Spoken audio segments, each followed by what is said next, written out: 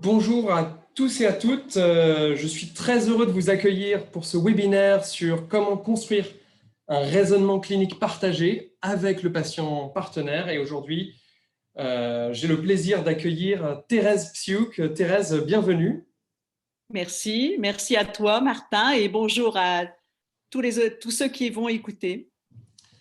Bienvenue effectivement à tous nos auditeurs et auditrices. Aujourd'hui, record battu pour ce webinaire en termes d'inscription avec des personnes présentes des quatre coins de la France, de Guadeloupe, du Québec. On en est très heureux. Donc, pour me présenter en quelques mots, je m'appelle Martin Louvel, je suis président cofondateur de Chakari, qui est la première plateforme d'accompagnement 100% dédiée aux acteurs de santé sur des sujets de formation, de coaching et d'évaluation continue. Donc, on est très heureux de vous accueillir pour partager sur un sujet de vive actualité, qui est comment construire un raisonnement clinique partagé avec le patient partenaire. Et Thérèse, donc, tu as un très beau parcours. Donc, tu as travaillé en tant qu'infirmière d'abord dans un service de Grand Brûlé, Oui. orientée vers l'enseignement pour prendre la direction d'un IFSI. Tu as été directrice des soins, tu as été vice-présidente de l'ARSI, tu as beaucoup publié. Enfin, c'est très dur de résumer ton parcours en quelques lignes parce qu'il est très vaste. Ce que je te propose, tout simplement, c'est de commencer par te présenter en revenant un petit peu aussi sur le pourquoi. Pourquoi tu as décidé de t'orienter vers le soin aussi? Qu'est-ce qui t'a motivé et le fil conducteur aussi de ton parcours? Donc, le micro est à Oh, toi. alors là, ma motivation, je vais aller très rapidement parce qu'en fait, c'est tout simplement parce que je voulais être avec mon fiancé, qui est toujours mon mari d'ailleurs aujourd'hui. Et donc, je voulais faire mes études à Lille et j'ai fait mes études d'infirmière. Donc, c'était ma motivation. Ce qui ne m'a pas empêché du tout d'avoir vraiment une motivation pour ce métier et d'avoir une véritable passion qui dure encore jusque maintenant. Voilà. Donc, tu m'as demandé de me présenter. Je crois que tu as présenté l'essentiel de mon parcours de début. Et je vais peut-être me centrer sur une opportunité que j'ai eue pendant ma vie professionnelle, puisque ça va expliquer tout ce que j'ai fait au niveau de l'écriture et tout ce que je continue encore à faire. C'est-à-dire qu'après ma fonction de directrice d'IFSI, comme tu l'as présenté, j'ai eu l'opportunité de créer un organisme de formation parce que je souhaitais faire de la formation directe sur les terrains. Donc, j'ai eu l'opportunité pendant 14 années de faire de la formation supervision dans les unités de soins de beaucoup d'hôpitaux en France, quelques hôpitaux en Belgique, donc toutes les disciplines, et des centres de soins en extra-hospitalier et des SIAD. Et pendant cette période, j'ai vraiment eu l'opportunité de suivre des équipes de terrain pendant leur poste de travail et à partir de concepts sur lesquels je travaillais, comme le concept d'adaptation, le sentiment d'efficacité perdue de Bandura, j'ai travaillé sur la résilience, etc. J'ai eu l'occasion, à partir de là, donc, de faire de l'analyse de pratique et de pouvoir les aider dans l'analyse de pratique. Ce qui m'a beaucoup frappé, et je pense qu'on va en reparler, Martin, certainement à partir de tes questions, c'est que beaucoup d'équipes de terrain pluriprofessionnelles ont un raisonnement clinique implicite, mais n'en prennent pas toujours conscience. Et là, j'ai été vraiment étonnée. Et je pense qu'à partir de là, j'étais convaincue qu'il fallait développer le raisonnement clinique individuel dans l'apprentissage. Et je suis très heureuse parce qu'il y a le référentiel des aides-soignantes va sortir avec le raisonnement clinique également pour les aides-soignantes. Pour moi, ça concerne tous les professionnels de santé. Merci beaucoup pour cette présentation. Et je vois que l'amour donne des ailes. Donc, c'est finalement ce projet lillois qui t'a amené à aussi rejoindre la santé. Merci aussi. Je vais peut-être compléter quelque chose, Martin, Oui, si je tu t'en prie. permets. C'est que à partir, si tu veux, j'avais eu la chance d'être formée au Canada, à Montréal, à une méthode de recherche approfondie, la méthode de la théorie ancrée, que j'ai donc utilisée pendant ces 14 ans de formation supervision. Et avec cette méthode et toute la découverte que j'ai pu faire au niveau des terrains, j'ai pris une décision qui était de ne pas diffuser tout de suite ma recherche, de ne pas écrire la recherche, mais de modéliser. C'est comme ça que j'ai modélisé le concept du raisonnement clinique, que j'ai modélisé également le concept des plans de soins types, du modèle clinique trifocal, le concept des chemins cliniques. Et c'est seulement maintenant, j'ai tout mon matériel, que je vais écrire ma recherche et qui sera diffusé sur un blog et sera diffusé gratuitement parce que vraiment, je remercie toutes les équipes de terrain qui m'ont apporté en fait toute cette nourriture. Merci à toi, Thérèse. C'est un point effectivement essentiel. Et justement, ce que je te propose, c'est de commencer peut-être aussi par une définition des termes du sujet. Donc, qu'est-ce qu'on appelle Oui, déjà le raisonnement clinique et le raisonnement clinique partagé spécifiquement? oui. Alors, je partirai peut-être du raisonnement clinique partagé parce que pour moi, il y a un préalable pour pouvoir effectivement rentrer et développer une performance dans le raisonnement clinique partagé entre les professionnels et avec le patient partenaire. Et ce préalable, c'est bien sûr qu'il faut développer la qualité, la performance d'un raisonnement clinique individuel. Donc, c'est comme ça qu'aujourd'hui, bien sûr, on a développé ce thème dans toutes les formations médicales depuis longtemps et paramédicales donc depuis peu de temps, hein, puisque c'est 2009 en fait, hein, où ça a été introduit dans le référentiel des infirmiers et ensuite les autres référentiels et aujourd'hui le référentiel des aides-soignantes. Donc, pour ce préalable du raisonnement clinique individuel, euh, pour moi, il y a 4 attributs qui sont des attributs fondamentaux. Le premier, c'est la pertinence des connaissances en sciences médicales et en sciences humaines. Le deuxième attribut, c'est l'utilisation adéquate d'une méthode de raisonnement clinique. Et là, on parle du raisonnement hypothético-déductif, mais on parle également du raisonnement par anticipation qui nous centre de plus en plus sur la gestion des risques. Le troisième attribut, qui est vraiment indispensable, c'est la qualité d'une relation d'aide que j'ai appelée counseling, hein, comme l'avait développé Carl Rogers, puisqu'on n'est pas dans une relation d'aide psychothérapeutique, il faut avoir une formation spécifique pour cela. Donc, c'est une relation d'aide counseling qui concerne tous les professionnels dès qu'on rentre en relation avec un patient. Et le quatrième attribut qui est également aussi important, c'est la maîtrise du niveau de jugement clinique en fonction de la législation professionnelle. Hein, si je prends un exemple concret tout de suite, un médecin, bien sûr, a la possibilité, a le droit, d'après sa législation, et même le devoir de poser, par exemple, un diagnostic médical. Si je prends l'exemple d'une infirmière, elle n'a pas le droit de poser un diagnostic médical, bien que les experts sont capables effectivement d'avoir quelquefois des jugements cliniques de haut niveau, mais elle n'a pas le droit de l'écrire, il faut qu'elle le partage bien sûr pour qu'il soit validé. Et donc, ces niveaux de jugement clinique sont importants, bien sûr. Hein, et ils vont dépendre également, pas uniquement de la législation, mais ils vont dépendre également du développement de la compétence par l'expérience. Et là, je fais référence à une infirmière américaine qui s'appelle Patricia Benner, qui a fait une recherche sur le développement des niveaux de compétences. Et il est bien évident qu'une infirmière, si je prends l'exemple de l'infirmière, puisque c'est ce que je connais le mieux, l'ayant pratiqué, une infirmière débutante n'aura pas le même niveau de jugement clinique qu'une infirmière qui a 3 ans d'expérience dans la même unité ou qui a 6 ans d'expérience ou qui a 9 ans d'expérience. Hein, et on le voit très bien dans l'écriture d'une méthode qu'on appelle les transmissions ciblées. On voit que les infirmières qui ont développé des connaissances par l'expérience ont des hauts niveaux, bien sûr, de raisonnement clinique. Hein, j'ai un exemple pour répondre à cette question. Une infirmière dans un secteur de psychiatrie avait écrit dans sa transmission en cible virage mélancolique et le psychiatre l'a félicité.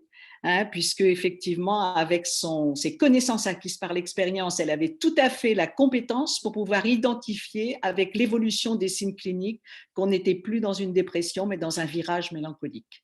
Voilà. Merci beaucoup pour ces exemples et j'invite aussi tous nos participants et nos participantes à poser vos questions hein, sur le chat. Le but, c'est qu'on garde cette interactivité qui nous est chère pour nos webinaires. Tu as dit tout à l'heure que le raisonnement clinique était parfois fait de manière implicite ou peut-être naturelle. Et il y a aussi un deuxième point qui était intéressant, qui est l'intégration des sciences humaines, hein, qui est quelque chose d'un peu novateur, que tu as appris aussi, je crois, au Canada avec le raisonnement trifocal. Est-ce que tu pourrais nous en dire un peu plus là-dessus et sur qu'est-ce qu'on peut en retirer, nous, sur le concret ou les professionnels de santé dans leur pratique au quotidien? Oui. Alors déjà pour le raisonnement implicite, je vais vous donner un exemple que j'ai dans ma tête encore, pourtant ça fait des années que je l'ai eu sur le terrain, avec une infirmière d'un service de soins de suite. Cette infirmière avait accepté que je la suive pendant son poste de travail et elle commençait sa matinée par une distribution systématique de tous les médicaments, ce qu'on appelle dans notre profession les soins en série.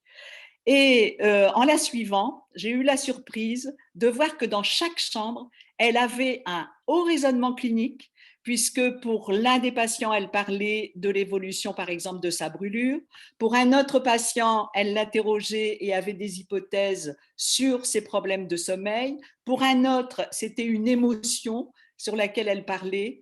Et j'avais pris note sur un petit carnet de tout le raisonnement qu'elle avait eu dans chaque chambre. Et à la fin, je lui ai dit, je pense, bravo pour d'abord votre haut raisonnement clinique et je pense que vous allez avoir des transmissions à faire au niveau de l'équipe, au niveau des transmissions orales. Elle me dit, pas du tout, Madame Suc. Ce que j'ai fait, c'est j'ai distribué les médicaments, donc c'était des soins en série, donc je n'ai aucun raisonnement. Et heureusement, j'avais tout écrit sur un petit carnet, ce sont des exemples d'ailleurs que je mettrai dans ma recherche, et elle était vraiment étonnée puisqu'elle ne prenait pas conscience de cette fonction qu'elle développait pendant son poste de travail et qui demande beaucoup de temps et qui exige de l'empathie au niveau des patients. Donc, ça me paraît indispensable que ce soit effectivement développé au niveau de l'apprentissage pour qu'il puisse y avoir une prise de conscience d'un raisonnement qui est implicite. Merci beaucoup pour cet exemple très concret. On a justement une question de Yamina sur les définitions. On parle également du management par la clinique. Est-ce que tu pourrais donner des exemples d'implantation à ce sujet? Oui, alors le management par la clinique, effectivement, c'est pour moi très important et je suis très désolée puisque en France, malheureusement, les cadres de santé ont très souvent une fonction qui est plus centrée sur les ressources humaines et qui malheureusement les décentre d'une fonction de gouvernance clinique.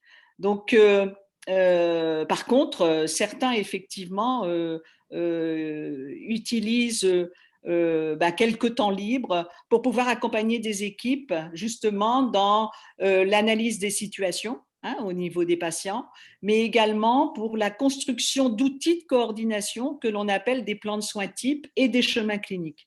Donc, j'ai bien sûr énormément d'exemples puisque depuis l'année 2020 et pendant donc, de nombreuses années, j'ai accompagné des équipes dans la construction autour de groupes homogènes de patients, de plans de soins types et de chemins cliniques.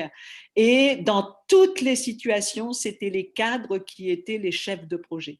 Donc, je pense que ça, c'est du management par la clinique, c'est-à-dire que à partir du raisonnement clinique, à partir d'exemples individuels de patients autour desquels on peut faire effectivement un raisonnement clinique et peut-être introduire certains concepts qui permettent de comprendre ce qui se passe au niveau des patients.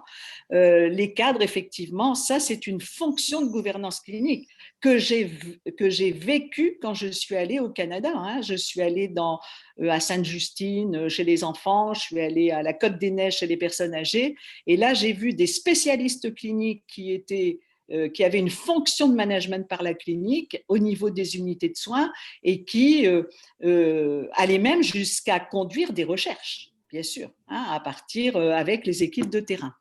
Bon voilà, donc le management par la clinique, je pourrais en parler pendant 4 heures, mais je pense que ce qui me paraît essentiel là avec les personnes qui sont présentes pendant ce webinaire, c'est que je reste persuadée qu'aujourd'hui, il faut développer de plus en plus la fonction de gouvernance clinique au niveau des cadres. Est-ce que tu pourrais expliquer un petit peu plus en quoi ça consisterait, cette fonction de gouvernance clinique? La fonction de gouvernance clinique est une fonction qui est centrée sur le raisonnement clinique au niveau des patients, qui est centrée sur les patients. Et donc, et qui est centrée également sur une coordination au niveau d'une unité de soins, mais également au niveau de territoire. Aujourd'hui, on a besoin de management par la clinique au niveau des territoires aussi. Donc, dans les exemples que je peux voir, ce n'est pas forcément une fonction qui réalise ce management par la clinique, puisque là, j'ai 3 exemples que j'ai eu l'occasion d'accompagner dans le cadre de ma mission à la NAP. J'ai un exemple dans les Hauts-de-France où, sur le territoire, il y a un développement des outils de coordination que l'on appelle les chemins cliniques, et la coordinatrice, c'est un médecin gériatre, puisqu'elle est très motivée, donc c'est un médecin gériatre. Dans un autre établissement qui est au niveau de la région parisienne, c'est une psychologue. Donc, ça concerne une pathologie qui est la BPCO, et c'est une psychologue qui est la coordinatrice. Et j'ai un autre exemple également dans la région parisienne, où là, c'est un médecin généraliste dans une maison de santé pluriprofessionnelle qui a mis en place ces outils chemin clinique autour des critères de fragilité de la personne âgée, et c'est elle qui est la coordinatrice.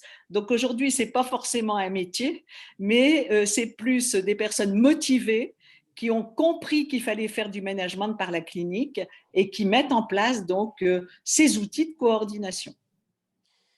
Merci, et je pense que ça s'inscrit vraiment dans le plan Ma Santé 2022 où on voit encore plus d'approches pluriprofessionnelles pour fédérer autour du parcours patient. Alors justement, sur les termes du sujet, il y a le mot patient partenaire. Est-ce que tu pourrais le définir et nous en dire plus sur sur comment on crée aussi une relation de patient partenaire?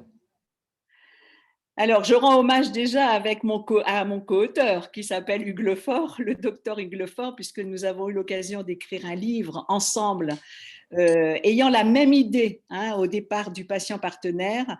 Donc, nous avons eu la chance de vivre une super aventure, bien sûr, dans l'écriture de ce livre, puisqu'on a voulu mettre en évidence que la notion de patient partenaire concernait tous les patients, qu'on soit au service des urgences, qu'on soit dans un service aigu, qu'on soit avec une pathologie aiguë, qu'on soit en service ambulatoire ou qu'on soit dans une pathologie chronique, ou les critères de fragilité de la personne âgée, tous les patients doivent être considérés comme des partenaires. Et il y a un point, donc c'est ce qu'on a développé dans notre livre avec beaucoup d'exemples réels, beaucoup d'exemples concrets. Par contre, aujourd'hui, on parle également des patients partenaires experts, qui sont des patients parce qu'ils ont une expertise au niveau de leur pathologie chronique souvent, et parce qu'ils sont motivés pour faire de la pédagogie, par exemple, donc qui vont être des partenaires avec les professionnels de santé dans l'éducation thérapeutique, ou comme l'exemple de l'université de la Sorbonne, pour faire des cours au niveau des internes, avec des médecins, et donc eux interviennent effectivement sur le vécu que les patients ont dans leur pathologie chronique et sur l'adaptation qu'ils réussissent à faire dans leur parcours de vie au niveau de cette prise en charge de la pathologie chronique. Donc moi, je me limiterai aux patients partenaires en centrant surtout sur la qualité de la relation avec ce patient partenaire. Et là, il y a quelque chose qui me paraît très important qu'on a intégré justement dans notre livre avec le docteur Hugues Lefort, c'est le principe de la médecine narrative. C'est-à-dire que ne pas faire d'interrogatoire au niveau des patients, mais leur laisser décrire leurs signes, leurs pathologies, enfin leurs symptômes. Le patient raconte, et ça c'est le principe de la médecine narrative. Et de plus en plus, je vois que dans les formations médicales, par exemple, on ne parle plus d'interrogatoire, mais on parle d'entretien. On ne parle plus forcément uniquement de recueil de données, mais on parle d'entretien. J'ai mis un exemple très concret dans notre livre, puisque c'est quelqu'un que je connais, ce patient, et qui est suivi par un oncologue. Et je trouve que vraiment la relation de confiance se crée à chaque fois qu'il rencontre l'oncologue, parce que l'oncologue commence son entretien de cette façon. Depuis notre dernière rencontre, décrivez-moi comment vous vous sentez. Voilà. Et ça se passe comme ça. Et là, l'oncologue repère des mots-clés comme fatigue, fourmillement au niveau des doigts, etc. et va aller plus loin. Et après, il propose au patient en fonction des résultats du scanner, en fonction de ce qu'il a entendu, de la description, il propose des solutions et il en discute avec le patient. Voilà. Bon, ça, c'est un des exemples qu'on a introduit dans notre livre. Il y en a beaucoup d'autres, mais je crois que pour qu'un patient devienne partenaire, c'est-à-dire soit à l'aise pour décrire ses signes, ses symptômes, et soit à l'aise pour pouvoir justement discuter avec le professionnel, il faut créer ce qu'on appelle le lien de confiance. Pour moi, c'est l'essentiel. Tu m'avais posé aussi une Merci. autre question. Oui, mais je tiens, enfin, j'en profite pour saluer Hugues qui est présent avec nous et qui était intervenu aussi à un webinaire sur viser l'excellence et se ressourcer en situation d'inconfort, que j'invite nos participants à visualiser si vous le souhaitez. Il y a une étude que j'avais entendue il n'y a pas très longtemps sur l'expérience patient qui montrait que effectivement il y avait beaucoup de… En fait, le patient se sentait écouté si et seulement s'il avait au moins 1 minute pour s'exprimer. Et je pense qu'il y a effectivement la notion du temps qui est très difficile à gérer quand on est professionnel de santé et on est un peu pressé par beaucoup de choses. Et donc, j'aime beaucoup cette notion de passer de l'entretien à l'interrogatoire, entre guillemets, qui est très différent en termes de démarche. Et alors, moi, ma question, elle est plutôt sur la notion de lien de confiance partagé, parce qu'on peut créer un lien de confiance fort entre un professionnel et une personne. Et là, ce que j'entends, c'est que ce lien de confiance, il faut arriver à l'établir d'une manière coordonnée avec un certain nombre d'acteurs et en fait, de professionnels de santé tout au long d'un parcours. Et comment le favoriser pour que… Parce qu'on peut se dire qu'on a, en tant que patient, un super feeling avec son diabétologue et après, il nous renvoie vers un oncologue et là, le cours passe moins. Alors, comment sécuriser la qualité de ce lien tout au long de son parcours? Quelles sont tes recommandations à ce niveau-là? Je crois que bon, c'est un peu complexe hein, la question que tu me poses parce que on peut très bien avoir créé un lien de confiance avec un médecin spécialiste ou avec un autre professionnel, et puis dans son parcours aller voir un autre professionnel de santé et ne pas avoir ce lien de confiance qui se crée parce que la relation et la communication n'est pas identique. Aujourd'hui, il faut considérer que le patient partenaire, il a la possibilité de choisir souvent dans son parcours. Hein, moi, personnellement, ça m'est arrivé où effectivement, j'ai eu une super expérience positive que j'ai d'ailleurs publiée, et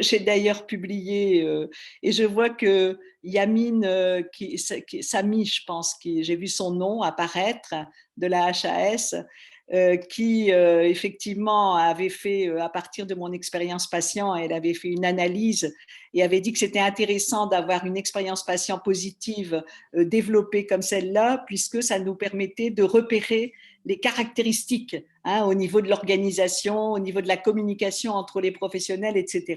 Bon, tu fais référence à ton opération et l'article que tu as publié là-dessus? C'est ça, sur le bloc opératoire. Je vous l'enverrai. Je l'enverrai à tous les participants et participantes parce que cet article est extraordinaire. Vraiment, je l'ai trouvé brillant. Chaque étape est décrite du point de vue du patient. Et donc, c'est très riche. Voilà, exactement. Donc, ça, c'est une expérience positive hein, que j'ai vécue. Parce que pour répondre à ta question, je préfère prendre un exemple personnel que j'ai vécu. Et là, je vois que Yamine, elle est présente dans le webinaire. C'est une personne qui doit être, je pense, chef de projet au niveau de la HAS et qui a fait une analyse très fine de l'article en mettant en évidence justement à partir d'un article comme celui-là, donc l'expérience patient positive, les caractéristiques d'une organisation de la communication. Donc ça, c'est intéressant. Par contre, ma propre expérience patient, je viens de vivre une expérience négative avec un médecin spécialiste qui n'a fait que parler avec un autre médecin qui était présent pendant la consultation et je me suis sentie être comme un objet. Voilà. Et qu'est-ce que j'ai fait dans mon parcours?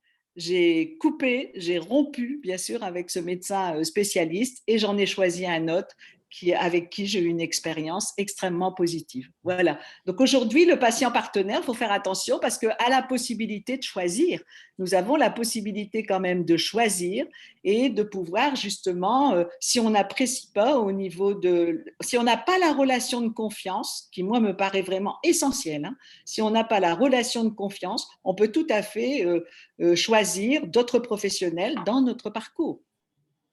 Et c'est un vrai changement parce que avant, c'était pas forcément facile de trouver des rendez-vous avec et maintenant, enfin, avec des professionnels de santé. Et donc, effectivement, il y a eu un commentaire là-dessus, c'est le patient choisit son parcours et je crois que c'est très, très bien résumé. Alors, je suis curieux là sur ta perspective du numérique pour aider Ah là là. à construire ce raisonnement clinique partagé avec le patient partenaire. Est-ce que tu pourrais nous en dire plus à ce sujet? Alors, le patient partenaire, j'en parlerai pas beaucoup puisque j'ai écouté dernièrement la présentation de Dominique Pont, qui est donc délégué ministériel hein, au niveau du numérique en santé, sur Mon espace santé, qui va vraiment être un accès direct au niveau du citoyen avec des possibilités de choix. Donc, pour moi, je trouve qu'il y a une évolution très nette depuis que Dominique Pont a pris sa petite maison en main, qu'il présente partout, pour pouvoir mettre des bases solides au niveau du numérique en santé. Et là, je pense que le citoyen va être, et je parle vraiment du citoyen, tous les citoyens, on va être de plus en plus concernés effectivement par l'espace numérique et par les choix qu'on va pouvoir faire aussi au niveau de l'espace numérique. Bon, j'ai été très longtemps désolée, bien sûr, du cloisonnement qu'il y a dans le dossier patient que l'on dit partagé, mais qui pour moi est encore trop cloisonné, hein, celui qui existe au niveau des services hospitaliers en France. Et je suis bien sûr pour le partage au niveau du dossier patient. Je vois par exemple les infirmières font des transmissions dans une partie d'un dossier médical, les kinés vont faire des transmissions ailleurs, les médecins vont faire bien sûr des transmissions ailleurs dans le dossier et on n'a pas forcément le temps d'aller voir ce qu'a écrit un kiné, d'aller voir ce qu'a écrit le médecin pour pouvoir coordonner ses actions avec ça. Donc il est bien évident que à partir de ce constat de cloisonnement et des grandes difficultés de partage de l'information à partir de là, je me suis centrée sur des outils de coordination que j'avais vus au Canada, hein, puisque j'ai vu effectivement des chemins cliniques pas informatisés. Hein, quand j'y suis allée, ils étaient encore en outils papier. Mais j'ai vu des chemins cliniques et j'ai vu que sur un même outil, on voyait déjà la coordination des soins, c'est-à-dire au niveau du patient et de son parcours, qu'il y avait l'infirmière qui allait faire tel soin, mais qu'il y avait tel kiné qui allait faire tel soin et qu'il fallait que ce soit fait avant tel autre soin par l'infirmière. Donc cette notion de coordination, j'ai trouvé que c'était vraiment avec des critères de qualité et j'ai développé ça au niveau de la France. Avec des équipes de terrain. Il y a 5 livres qui ont été publiés et qui montrent toute l'efficacité quand les équipes de terrain ont le temps hein, de se mettre autour d'un projet comme celui-là. Malheureusement, au niveau de l'informatisation, on n'est pas encore tout à fait efficient. Et j'ai eu la chance au niveau de la NAP d'être formée à la méthode que l'on appelle le processus workflow. Et je pense que c'est cette méthode, effectivement, qui nous permettra d'avoir une agilité, une fluidité dans un outil de numérisation des chemins cliniques. Mais je suis tenace, je suis retraitée, mais je suis tenace et passionnée et je vais aller jusqu'au bout. Donc là, j'ai une équipe dans les Hauts-de-France avec le territoire sur les critères de fragilité de la personne âgée. Ils ont obtenu l'article 51 et donc ils ont une subvention possible et on va aller jusqu'à l'informatisation avec un processus workflow. Donc, on espère avoir des exemples à publier après à ce niveau-là. Merci beaucoup. Et d'ailleurs, Thérèse, tu as publié un ensemble de référentiels sur les chemins cliniques qui est extrêmement riche et que je partagerai avec toutes les personnes inscrites à ce webinaire parce que je pense que ça vous inspirera sur des pathologies ciblées, quels sont l'ensemble des professionnels associés. Donc, on va passer maintenant à la partie questions-réponses. D'abord, si tu veux, attends, Oui. Martin, justement, tu viens d'évoquer un point important, puisque là, j'ai été contactée ces derniers jours par des équipes de terrain qui travaillent sur les cibles prévalentes à introduire dans le dossier patient. Donc, je vais donner un conseil. C'est le conseil que j'ai donné à cette équipe, au médecin du DIM et puis le cadre qui est au DIM aussi. Pour avoir des cibles prévalentes de bonne qualité au niveau d'un dossier patient, je vous conseille effectivement de partir des groupes homogènes de patients. Donc, le tableau dont parle Martin, que j'ai diffusé, montre comment des équipes de terrain partent d'un groupe homogène de patients avec des critères d'inclusion. Hein, ce qui est important, c'est de mettre des critères d'inclusion. Par exemple, on ne va pas faire le chemin clinique d'un patient atteint d'une maladie de Parkinson, mais on va faire le chemin clinique d'un patient qui, par exemple, est en dépistage précoce d'une maladie de Parkinson. On va faire le chemin clinique d'un patient qui est en décompensation d'une maladie de Parkinson. Voilà, donc plus on est précis dans les critères d'inclusion, plus on est à un premier niveau de personnalisation. Et je conseille de partir de ces groupes homogènes de patients. Pour une équipe de terrain, c'est un jeu d'enfant, parce qu'ils ont la connaissance, bien sûr. Et à partir de là, alors je vous conseille d'utiliser le modèle clinique trifocal, c'est-à-dire les signes et les symptômes de la pathologie, les risques liés à la pathologie et aux effets secondaires de traitement, et les réactions humaines, donc les émotions les plus prévalentes peut-être dans cette pathologie ou dans ce handicap. Voilà. Et là, vous avez une liste de cibles prévalentes. On peut toujours en ajouter de toute façon en fonction de la réalité, mais vous avez une liste de cibles prévalentes qui correspondra véritablement à vos patients. Voilà ce que je conseille. Donc, la première porte d'entrée au niveau d'un dossier patient, ce serait la pathologie ou le handicap.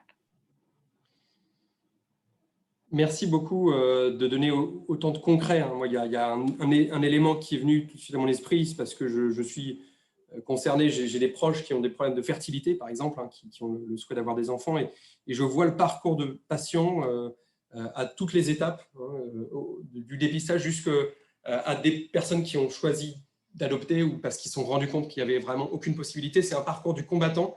Et je pense que c'est extrêmement riche en tant que professionnel de santé d'avoir justement ces inclusions de groupes à différents stades de leur parcours pour justement avoir une approche structurée en termes de chemin clinique. Donc, un grand merci. On a déjà pas mal de questions qui ont été posées. N'hésitez pas encore à poser vos questions. Je vais juste partager mon écran pour… voilà, vous laissez 1 minute, le temps de poser ces questions. Et donc, voilà le titre du webinaire qui nous anime. Et hop là. Voilà. Et juste en quelques mots, Chakaris, c'est la première plateforme d'accompagnement professionnel 100% dédiée aux acteurs du monde de la santé. On a déjà accompagné plus de 138 professionnels de santé. On souhaite démocratiser vraiment l'accès à des dispositifs d'accompagnement managérial, de coaching et de compétences à la fois essentielles en tant que manager, mais aussi des compétences importantes, spécifiques au monde de la santé. Et à ce titre, c'est vrai que les sujets du raisonnement clinique partagé patient partenaire sont absolument passionnantes. Donc, je vais prendre maintenant des questions et on pourra… alors… Donc, il y a une question sur la formation de Jean-François. Les analyses de pratiques professionnelles doivent-elles être mises en place dès la première année de toute formation initiale? Oui. Alors, oui, moi je le conseille, bien sûr. Je conseille les analyses de pratiques professionnelles parce que j'ai toujours utilisé une méthode dans ma pédagogie que j'adore comme méthode pédagogique, c'est de partir d'exemples réels, d'exemples concrets. Et à partir de là, de faire avec les étudiants des abstractions que l'on appelle des abstractions simples et des abstractions réfléchissantes. Les abstractions simples, c'est sur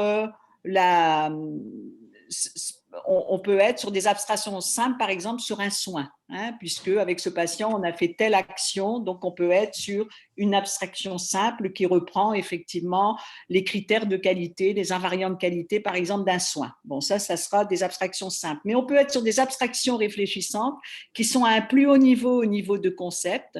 Ça peut être le concept d'adaptation, ça peut être le concept de résilience, ça peut être, tout à l'heure, je parlais du sentiment d'efficacité perçue parce que c'est quelque chose que je pratique, j'ai beaucoup pratiqué avec des équipes de terrain.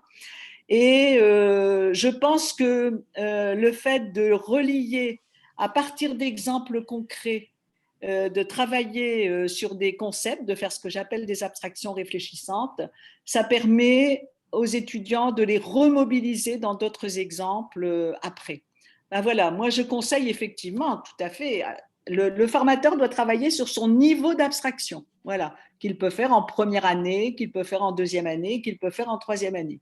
Je crois que vous pouvez tout à fait prévoir vos niveaux d'abstraction à introduire sur les 3 années. Oui, oui, moi je commencerai tout de suite l'analyse de situation professionnelle, bien sûr. Avec Merci. des vrais patients, avec des vrais patients, avec Avec des des vrais vrais exemples. patients, pour avoir du concret et du terrain, absolument. Merci Thérèse. Une autre question de Stéphanie qui mentionne qu'effectivement le raisonnement clinique partagé est avant tout focalisé sur les professionnels médicaux ou paramédicaux. Et Non, pas uniquement. Stéphanie, en fait, pose la question justement de l'inclusion de directeurs d'établissements sanitaires. Comment on peut les inclure dans cette réflexion, dans cette dynamique, parce qu'il faut aussi avoir leur validation ou leur approbation pour notamment intégrer des patients usagers. Et Oui. si oui, comment ça s'est fait concrètement? Ben, je pense que les directeurs doivent donner une impulsion, doivent donner l'impulsion, bien sûr, hein, et donc favoriser au niveau de leurs équipes le développement du raisonnement clinique partagé entre professionnels, favoriser les réunions pluriprofessionnelles avec même la présence de patients et de la famille, par exemple. Voilà. Donc, je crois qu'un directeur peut tout à fait donner l'impulsion et peut aussi faire travailler ses équipes sur le sujet. Hein, j'ai un exemple là, j'ai un directeur d'une Maya au niveau de l'Aisne qui m'a interpellée pour pouvoir faire une visioconférence sur le concept de patient partenaire, mais également de père aidant. Et donc, mon rôle va être d'amener déjà des informations sur le fait que cette notion de patient partenaire et de père aidant, donc qui concerne les proches aidants, devient de plus en plus officielle. Donc ça, je pense que c'est important. Et puis après, voir avec les équipes ce qu'ils peuvent proposer au niveau innovation. Je crois que c'est important qu'un directeur favorise l'innovation.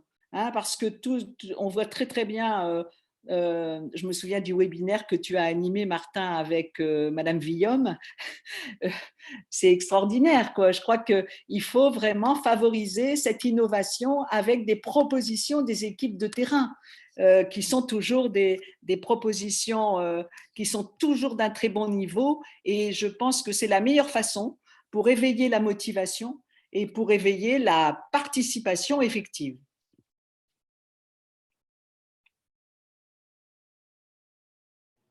Merci beaucoup Thérèse. Alors, il y a une question un peu plus technique de Nathalie.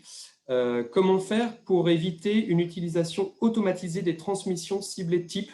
Parce que dans son expérience, les infirmières notent de façon un peu répéter les informations au lieu d'individualiser les transmissions. Alors pour moi, il n'y a qu'une solution aujourd'hui, puisque je l'ai vu avec des équipes de terrain. Et je prendrai l'exemple du centre Oscar Lambré à Lille. Je vais le nommer parce que c'est vraiment extraordinaire ce qu'ils ont fait depuis l'année 2000, où ils ont travaillé sur les groupes homogènes de patients, ils ont travaillé sur des plans de soins types, et ils ont travaillé sur des chemins cliniques. Donc, tout a été fait en outils papier au début, jusqu'à l'année 2012. Et en 2012, ils ont décidé d'introduire le dossier patient informatisé à partir des plans de soins types et à partir des chemins cliniques. Et donc, à partir de là, ils ont bien pensé d'utiliser ce qu'on appelle des requêtes au niveau du dossier patient informatisé, ce qui veut dire que, et là vous allez voir, on fait une gestion efficace des transmissions ciblées.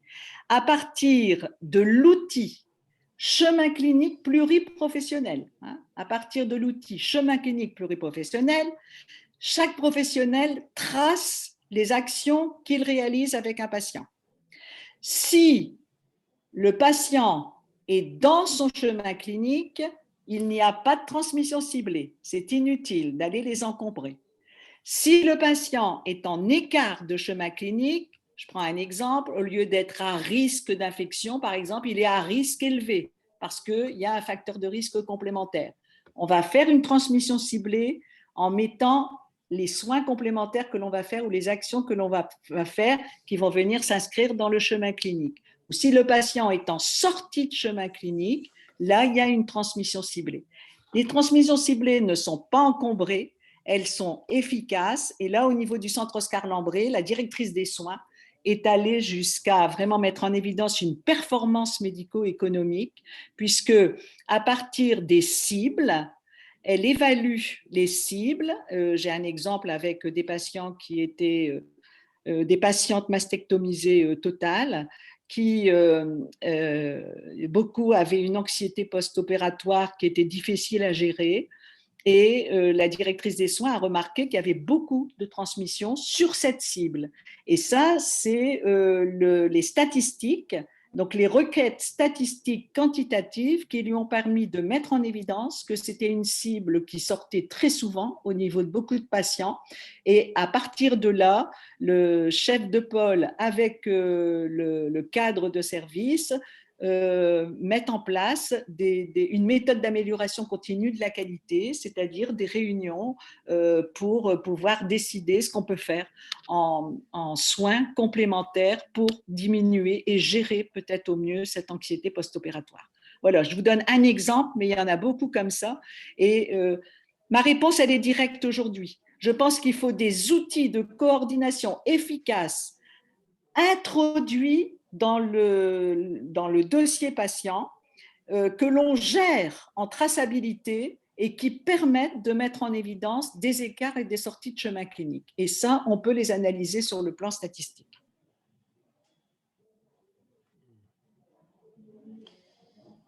Merci beaucoup. On va prendre une dernière question et ça passe vite, hein, le temps. Ça passe très vite. Alors, faites-vous ces démarches en co-construction avec des patients partenaires experts? Donc, je pense que oui, on a… Le chemin clinique, oui. J'ai un exemple avec la BPCO dans la région parisienne où j'ai assisté donc à plusieurs séances au niveau de cette équipe et il y avait un patient partenaire considéré comme expert, un patient partenaire considéré comme expert. Tout à l'heure, je vous ai donné l'exemple du centre Oscar Lambré. Dans cet établissement, ils sont allés jusqu'à construire des guides de séjour, c'est-à-dire qu'ils ont construit les groupes homogènes de patients, les plans de soins types, les chemins cliniques et les guides de séjour qui sont remis aux patients. Et on s'est rendu compte que la lecture de ce guide de séjour, où c'est en fait un chemin clinique avec un langage compréhensible par les patients, on s'est rendu compte que les patients avaient beaucoup de questions à partir de là, avaient beaucoup de questions et beaucoup expriment oh ben, je ne pensais pas que ça allait se dérouler comme ça au niveau de mon hospitalisation et à partir de là donc posent beaucoup de questions. Donc il y a une bonne communication. Merci. Et il y avait une question que tu voulais que je te pose et ensuite on va synthétiser pour nos participants et nos participantes. C'est quelle est ta perspective, Thérèse, sur l'avenir de la formation des professionnels de santé? Comment tu vois l'université de demain?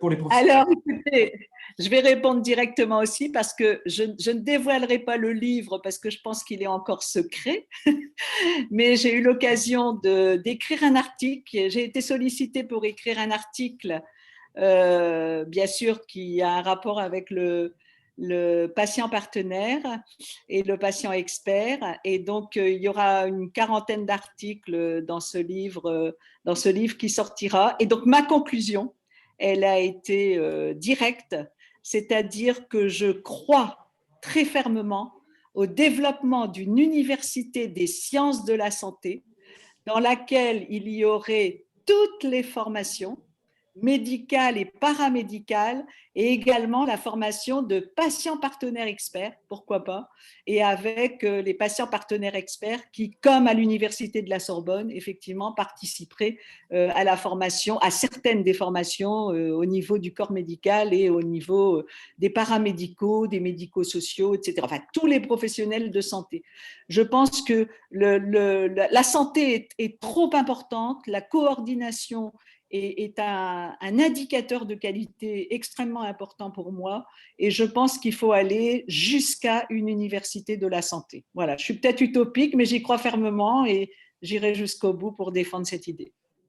C'est une magnifique idée et on a un participant qui nous dit que visiblement il y a déjà ce type de tendance en Suisse. On Et a au Luxembourg, au Luxembourg. voilà. Ouais. Donc il y a une richesse aussi hein, des parcours. Et ce qui est intéressant, c'est que peut-être que les patients experts, ce sont des futurs professeurs d'université. Donc c'est beau de transformer un parcours patient en un parcours d'enseignant. Merci énormément, Thérèse, pour la qualité de ton intervention. Merci à tous les participants et participantes. Je vais résumer les points clés partagés. Hein. Thérèse, tu veux partager les 4 actions à mettre en place par nos auditeurs. Donc, voici les Oui, actions. Donc, la première, mettre en place des temps de débriefing à partir de cas concrets pour approfondir le raisonnement clinique en équipe. Oui, tout à fait. Ça me paraît essentiel. À partir aussi de réunions pluriprofessionnelles, de plus en plus, bien sûr. Voilà, c'est le cadeau qu'on aime bien vous faire pour ces webinaires, c'est des actions concrètes à mettre en place dans vos établissements de santé. Et les 3e et 4e actions, je te propose de les lire. Alors, favoriser des réunions cliniques, oui, c'est ça, avec la présence de patients et de proches aidants. Alors, la notion de proche aidant, je pense, va se développer de plus en plus dans l'avenir. Hein. Actuellement, on commence à en parler et ça va se développer. La 3e action, favoriser le développement de formation à partir de simulations réalisées pour des groupes homogènes de patients. Alors, j'y crois très fortement. Quand j'étais étudiante infirmière, j'étais contre les mannequins et quand j'étais directrice d'IFSI, j'étais contre les mannequins parce que ce n'étaient pas des mannequins sophistiqués et je faisais de l'enseignement clinique avec mes formateurs au lit du patient. Donc, on allait directement dans les unités. Par contre, je suis maintenant, bien sûr, je vois qu'il y a Guillaume de Cormeil qui doit être présent dans le public et je vais faire de la pub pour Sim4Health, mais c'est vrai que je suis de plus en plus favorable en pédagogie au développement centré sur des simulations et je crois qu'on peut effectivement faire des simulations à partir de groupes homogènes de patients avec des parcours. Voilà. Documenter les chemins cliniques et les numériser pour entrer dans une démarche continue d'amélioration de la qualité. Donc là, j'ai eu l'occasion de l'illustrer avec le cas du centre Oscar Lambret. Merci beaucoup pour ces enseignements clés et beaucoup d'entre vous nous ont demandé les références des ouvrages de Thérèse que je vous enverrai tous et toutes par mail. En voici quelques-uns. Le patient partenaire, patient expert, donc coécrit avec Hugues Lefort ici présent. L'apprentissage du raisonnement clinique, plus de soins type chemin clinique. Coécrit avec Josette Jousset qui est présente, je pense, au webinaire. Excellent. Ben, merci beaucoup à tous nos participants et participantes. Et on vous enverra des liens utiles. Et enfin, on vous invite aussi pour la semaine de la qualité de vie au travail, un prochain webinaire, donc le mercredi 16 juin de 13h à 14h, où nous aurons le plaisir d'accueillir le professeur Philippe Colomba, donc président de l'Observatoire de la qualité de vie au travail et initiateur de la démarche participative, et aussi Olivier Delpech, qui est directeur de la qualité de vie au travail du groupe Elsan. Un énorme merci, Thérèse, pour pour Merci à tous. ta vision sur l'enseignement de demain et puis ta vision très terrain aussi qui nous a permis de grandir. Et merci à tous nos participants et participantes pour la qualité de vos questions. Prenez bien soin de vous et excellente après-midi. Merci à tous. Et n'hésitez pas à me contacter par le réseau professionnel LinkedIn. Je suis très active et je vous répondrai. Merci. Au revoir. Au revoir.